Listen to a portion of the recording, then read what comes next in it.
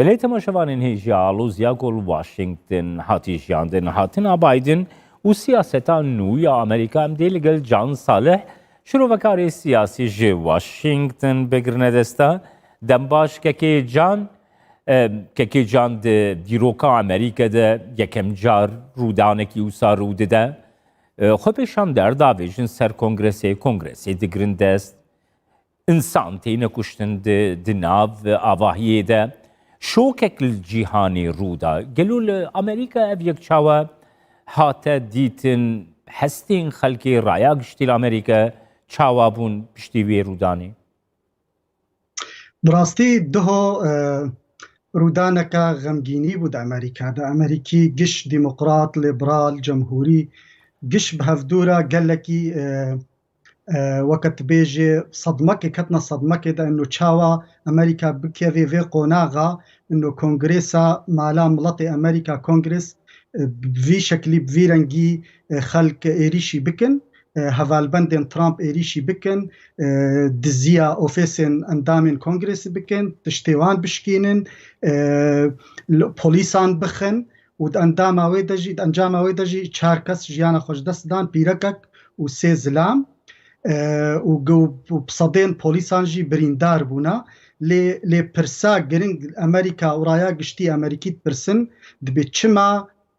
بوليسي امريكي بكاري خوا خوشك نرابون و چما هشتن اف خو پیشاندان يان پروتستو بكف غاربن بكفنا هندروي كونغرس و كابيتال دا جبر ولو اف بي اي وحكومة امريكي افيكي سيدفكن ويقالك بوليس جي بين محاكمة كن سر في تشتي جبرغو اف تشتي جو تشيبو دهو نمسالا انه كات بروتستو تشيكرن وكاتنا هندروي كونغرس تا لي يا جرينج ويا قالكي مطرسي تشي دكي ديمقراطية امريكا كتا جهة مطرسية دا وافده لي جو قالك سركردين امريكا الخوفقرن وڵاتی وان دوار 4 ساڵێ داویدا چاخە ترامپ هاتیە کەتیە قۆناغەکە گەلێکی جهێ مەترسیەدا کێکێ جان دخوازم وەیەکێ بزانە بم نوها دۆناڵد ترامپ یانژی سەرۆکی ئەمریکایی divê parêzvanê yekemîniyê qanûnê destûrê demokrasiyê sîstemê bê li ev bûyerên gorûdayî آلیگرین دونالد ترامپ دبن باندورا دبن تسیرا آخافtina wî de got êrîş kirin lê piştî vê twîta ku serok Trump belav kirî nivîsî destnîşan dike ku dîsa jî em serketin lê rêzê li polîsan bigirin êrîşî polîsan nekin lê dîsa em serketin ez spasiya we dikim gelo ev yek diraya giştiya Amerîka de çawa hatin nirxandin او بخود ترامپ بریا دمها گوتبو چند جارا گوتبو سر میدیا امریکی راگهاند بو گوتبو ام چه انجامی هلبجارتنین امریکا گو ام بسر نکون از قبول ناکم و افناد داخو یا کرن انو ترامپ پلانک وی هبو بری گو انجامین هلبجارتنین در کونجی دگو است نتیجه چاوابی انجام چاوابی از قبول ناکم جبرگو ترامپ کسکی نخوشا کسکی هین تفكري قلت كمبانيا خدا رونشتيا وخلق الجموي غلامن يان كارمندن چه بيجي دوي وكوي بي جبر في يكيجي افتشتي چبو هر کسی زانی بو انو او بگه وی قوناغي ترامپ بريجي قلت بو ميليشياتي اي چکدار اي باجاري ديتر ان امريكا گو بين واشنطن و خو پیشاندانان بکن و قبول نکن و حقهان دا حياقو بگه دهو كونغرس او جي بو دنگداني ترامب تخص انقلابك تشي بكي لسر حكومة امريكي ولسر امريكيا قشان ديمقراط وجمهوري وليبرال وتخص دريا فاخل كين خورا كونغرسا امريكي كنترول بكي جبر ولو قالك رايا قشتي الامريكا وك نيويورك تايمز واشنطن بوست اندامن كونغرس جهين شروفكارين امريكي بقشا اف تشتي بو دهو بنافكرن انه تشتكي وقت تروريستي كيكي جان شاواتي نرخاند انها بيشتي دو حفتيان يعني جي بيشتي تام 13 روشان جو بايدن وكي چلو ششمين سروكي امريكي دست بكاردكي لكوشكا سبي گلو بدست بكرناوي كار و اف يك برينك جبو yani vê proseya ku sêzdeh rojmane û piştî wê jî birînekê dixê ku dikarê ev alozî berdewam bibe li Amerîka di navbeyna alîgirên Trump û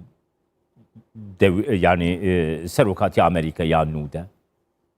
نا منە بەهوەرە بەردەوام ناکەش بەرگۆ چ چێ بوو هەڤالبەندên Trump ئەندامên کۆنگرس وەک تێد کروز سیناتۆرên دیتن jî دەیت 15 سیناتۆرا خۆستبوون کۆنگرس دەدهۆ قبول نەکن ئەنجامên هەلبژارتنên ئەمریکا û سەرۆکاتیە بایدن ji bo ئەمریکا piştî 13 rojê dî lê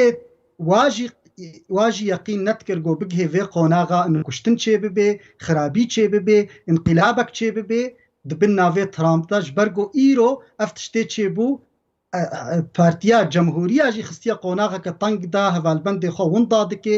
ew hêza xwe hindirwê Amerîka de jî Cemhurî bi sebeba bi sedema Trump winda dike ji ber wilo 24 saeta da nerîna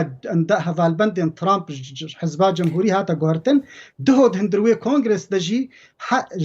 147 Cemhuriyan yê got berê digotin em qebûl nakin intîxabata hijmara bû 10 kes. Ji wa 10 kesa jî piştî got xirabî çêbû û êriş çêbû ser kongres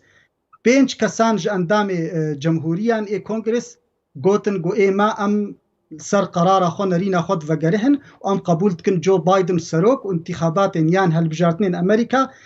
tezwîr tê de çê nebûye û tiştê Trump kiriye ev cerîmeteke dijî demokratiya Kekê can niha di bi taybetî di aliyê di platforma komariyan de dihate gotin ku dibe ku vê carê Donald Trump nehatibe hilbijartin lê ji bo hilbijartinên 4 salên yani piştî 4 salan ku dikare ke çavî Ivanka ya jî zavayî wê Kushner bibe serokê Amerîkayê ev yek diraya giştî de tê axaftin ku gelo dînastiya Trumpan yani malbata Trumpan dê siyaseta komariyan de xwedî gotin binhîn duê çerçevê de tu axaftin hene gelo erê ştegalî hebû berê çend heftiyan Trump dixwast xwe ji bo sala 2024 careke dî xwe bidê pêş lê Cemhurî min nebehwera Trump qebûl bikin. Dî sehata gotin jî li ser mîdya Amerîkî diragihantinê de û Ivanka keça wî dixwazê lê min nebehwera Cemhurî yan Amerîkî carek dî bikevne wê şaştiyê de rasta Trump heftê û 4 milyon deng anîn lê Biden jî li muqabilê wî jî zêdeyî 8 û 3 milyon deng anîn. Ev tiştê got di hijmara mezin deng dana Trump ev ji ber got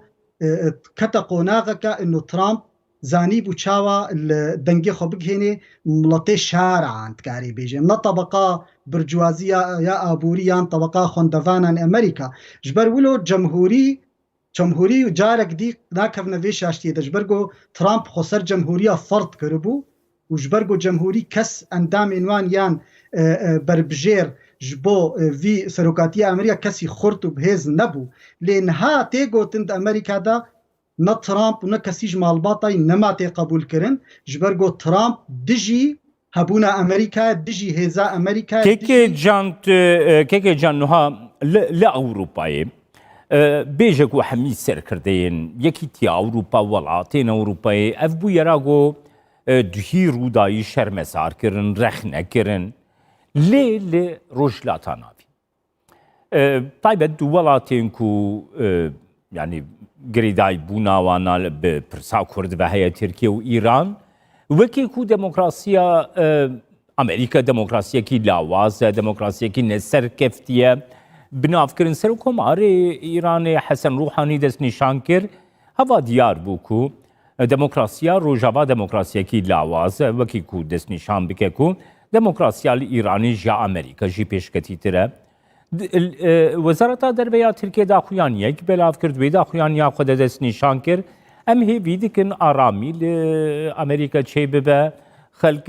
yani bi xwîngermîn de çine nav meseleyê aram bin em şîretê dikin aram bin ew xelkene ev yek ji alî siyasete Wezareta Derveya Tirkiye ve hate gotin gelo raya giştiya Amerîka vê sekna ku beramberî دموکراسیا امریکا تیکرن جهانی شروفت که گنگشت که مناقشت که وی که نا برا رايا قشتي امريكي قال لك السر نارين هفالي من بند خوين اوروبي وك بريطانيا المانيا فرنسي السرفينات تكسكر انه اوجي هفال بندي وان دواري ديمقراطيه دنا شريكي وان دناتو دنا لغافا امد بين براستي كنيه كيبي تغافا ريجيم الدكتاتوري بوليسي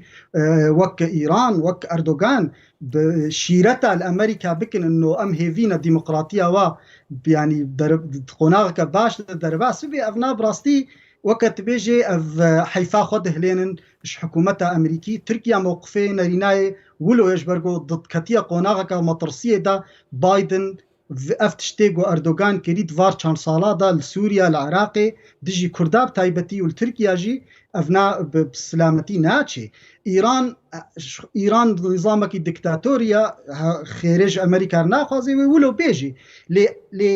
لي تشتكي نورمال الامريكا يعني اوروبا خلق دركب نخو بيشانتانا دنجي خوبلنتكن جارنا كشتن تشيتبي جارنا اللي بفتشون تشيتبي افتشتكي نورمالا ليه نايوي واتايا انه امريكا كت وامريكا خلاص وديمقراطيه امريكا خلاص ونولويا تديت كونغرس تشتي بوجي كون اندامن كونغرس بردوام كرن كاري خوا غوتن غو امناچن مالي خوا حيام في كاري خلاص نكن نه ساعتا دا كاري خو خلاص كرن فيروز باهيا بايدن كرن وك سروككي دوي دنيا تمام وك امريكا واوروبا افرنجي ديمقراطيتي افتي قستن دنيا جيهان فيري ديمقراطيتي ببي جوالاتن بيشكتي وك امريكا وك اوروبا افا دويت ملطوي دنجي خو بيجي بلكي نيجاتيف بي بلكي نيني بي بلكي اريني بي لي او ديمقراطيات بردوام بكي وحكومت وبكاري خرابي بله سپاس بوده جان صالح روزنامه‌وان و شروفکار سیاسی کوج واشنگتن تلگل ممون يلك سپاس